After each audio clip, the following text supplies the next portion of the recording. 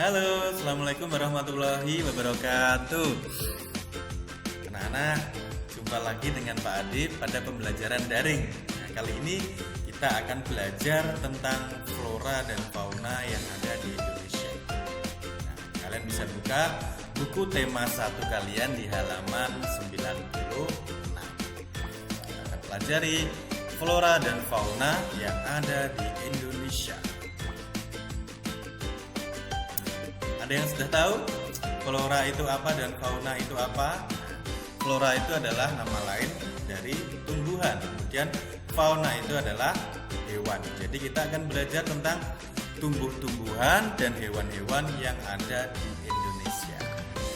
Pada pembelajaran sebelumnya kan kita sudah membahas tentang iklim tropis, kemudian juga yang lainnya. Nah, Indonesia karena memiliki iklim tropis, kemudian sehingga bisa membuat tanahnya menjadi subur dan juga air yang melimpah. Inilah yang menyebabkan di Indonesia bisa sangat banyak tumbuh-tumbuhan yang bisa tumbuh, kemudian banyak juga hewan yang bisa tetap berkembang biak supaya tidak punah. Selain itu, manusia juga memiliki peran menjaga kelestarian alam. Itulah yang membuat Indonesia kaya akan flora dan fauna. Flora di Indonesia diperkirakan ada sekitar 8.000 spesies. Spesies itu jenis. Wah, banyak sekali ya. Ada 8.000 jenis tumbuhan yang ada di Indonesia. Kemudian faunanya juga tidak kalah banyak. Ada 2.215 spesies. Sekitar 2.215 spesies. Wah, banyak sekali juga itu hewan dan tumbuhan yang ada di Indonesia. Pertama kita akan bahas tentang flora atau tumbuh-tumbuhan yang ada di Indonesia.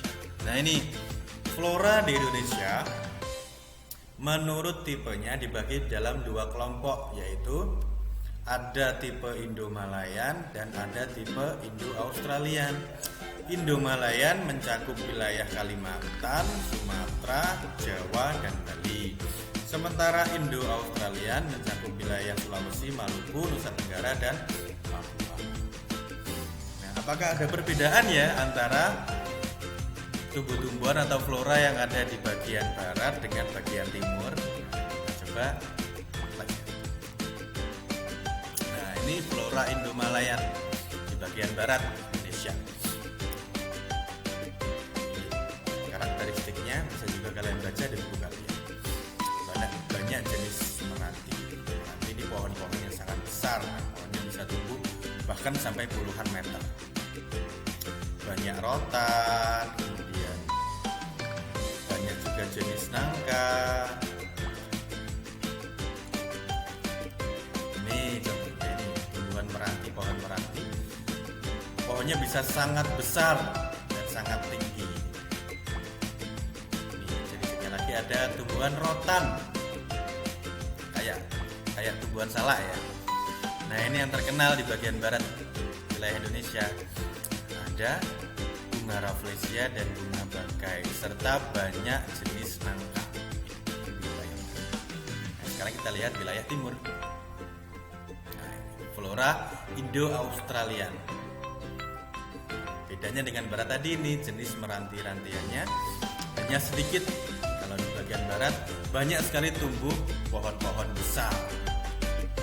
Nah, tapi di wilayah timur jenis rotannya ada rotan. Nah, tapi di sana terdapat hutan kayu putih. Nah, ini biasanya yang dibuat minyaknya menjadi minyak kayu.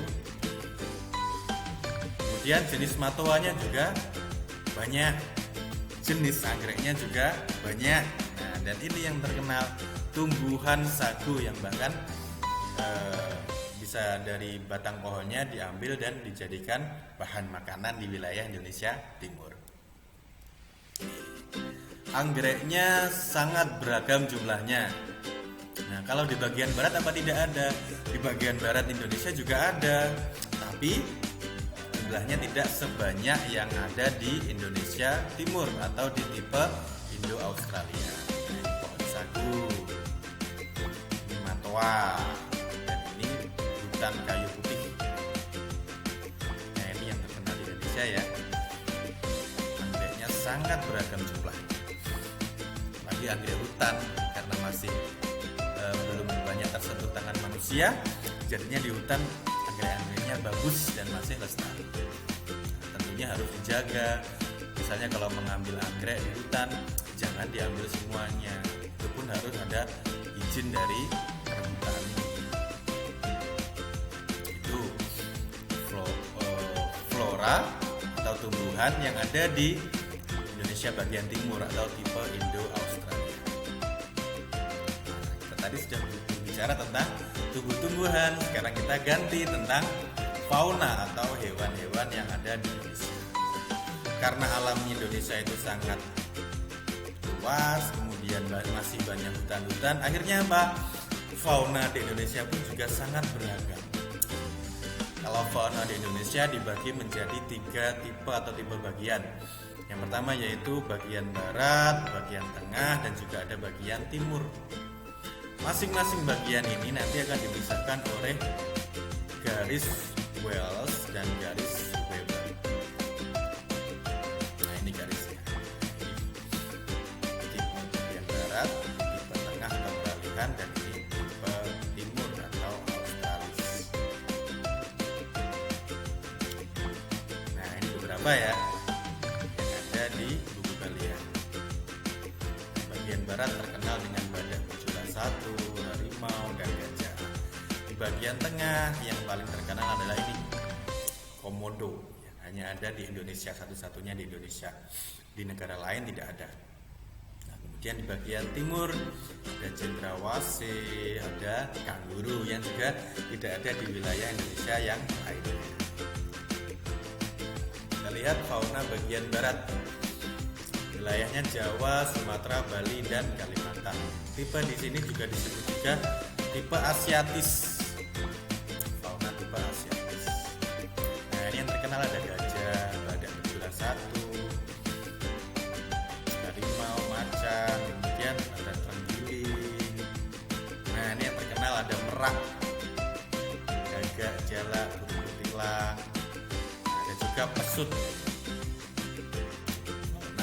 Bagian barat atau asiatis. Nah, ini beberapa contohnya. Gajah, harimau, badak berjula 1, banteng, merak, dan lain sebagainya. Beragam sekali ya. Itu masih di bagian barat saja. Nah, kita coba lihat di bagian peralihan atau bagian tengah. Nah, ini fauna bagian tengah. Wilayahnya yaitu Sulawesi, Timor, Maluku, dan Nusa Tenggara. Walaupun ini bukan negara Indonesia, tapi juga memiliki fauna yang mirip dengan tipe peralihan Timor.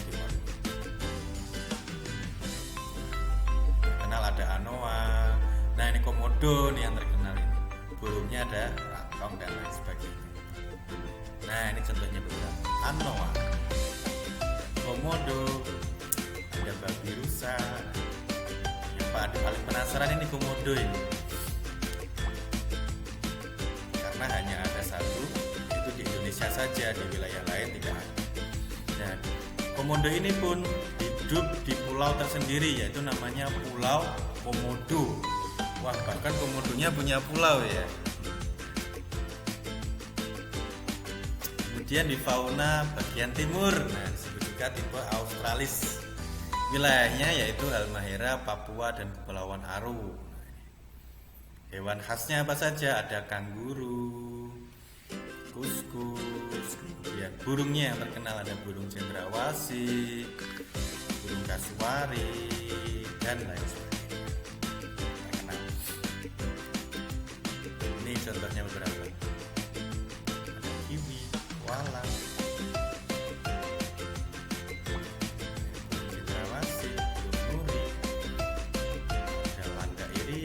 dan kanguru. Yang ciri khas wilayah timur, hampir mirip-mirip dengan Australia, makanya disebut tipe australis. Nah, anak-anak, beragam sekali ya tumbuh-tumbuhan dan hewan yang ada di Indonesia. Karena itu kita juga harus bijak dalam memanfaatkan potensi alam. Karena apa? Alam menjadi tempat hidup bagi hewan sampai tangan kita ini justru akan merusak alam yang berakibat menjadi punahnya hewan dan punahnya tumbuh-tumbuhan. Ini Indonesia banyak memiliki hutan, dan hutannya ini biasanya diambil kayunya untuk bangunan, untuk dijadikan kertas. Nah, tetapi dalam mengambil potensi alam atau memanfaatkan potensi alam, misalnya kayu hutan, itu harus diiringi dengan reboisasi atau pelestarian kembali. Kemudian harus ada tebang pilih yang kayunya sudah benar-benar tua atau yang sudah layak untuk ditebang, bukan sembarang kayu ditebang atau sembarang pohon ditebang. Kemudian jangan membakar hutan. Biasanya ini terjadi ketika membuka lahan untuk perkebunan, walaupun dibangun atau ditanami kebun misalnya kelapa sawit, tapi itu juga merusak tumbuh-tumbuhan yang lainnya, tumbuh-tumbuhan asli di hutan tersebut. Kalau hutan menjadi rusak, bisa mempengaruhi iklim. Karena apa? Penguapan air yang menyebabkan hujan juga berkurang, karena hutan itu selain menyimpan air, dia juga mengeluarkan uap air yang akhirnya nanti ditampung di awan dan menjadi hujan. Kalau hutan rusak, misalnya terbakar atau gundul, floranya jelas hilang. Kemudian faunanya juga bisa ikut punah. Karena apa? Habitat atau tempat tinggalnya jadi rusak. Akhirnya kemana larinya hewan? Hewannya nanti lari ke pedesaan, lari ke perkotaan. Akhirnya apa? Dibunuh oleh manusia karena dianggap mengganggu. Padahal itu karena mereka sudah kehilangan tempat tinggal. Jangan sampai hutan menjadi seperti ini. Tumbuh-tumbuhannya mati, terbakar karena dibakar orang, kemudian atau karena ditebangi, sehingga apa? Hewan-hewan yang ada juga hilang. Mereka lari kemana-mana, tidak memiliki tempat tinggal, kemudian sulit bertahan hidup. Akhirnya apa? Mereka mati dan lama-kelamaan bisa punah. Ini yang sangat menyedihkan. Itu saja yang bisa Pak Adib sampaikan hari ini. Pada kesempatan ini, pesan Pak Adib, mari kita lestarikan alam kita. Save the earth, atau selamatkan bumi. Jaga flora dan fauna agar tidak punah. Sangat rugi kalau negara kita yang awalnya menjadi negara yang sangat kaya dengan flora dan fauna, akhirnya flora dan faunanya jadi sedikit karena rusak. Jangan sampai seperti itu ya. Kita lestarikan alam kita. Kita mulai dari lingkungan di sekitar kita, misalnya sekalian sering menyirami tanaman, menanam tumbuh-tumbuhan di sekitar rumah.